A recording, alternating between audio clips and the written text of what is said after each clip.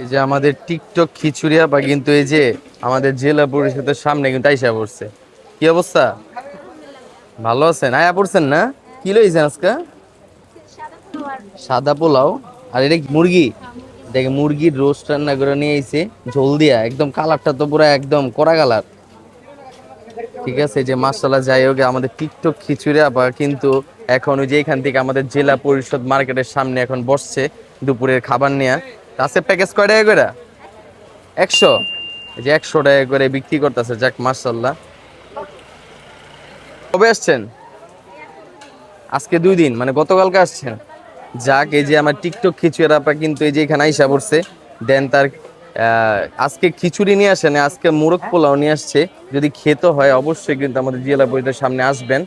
আর এই যে জেলা পরিষদ এই যে ইসলাম প্লাজা মার্কেটের সাথেই 100 টাকা প্যাকেজ।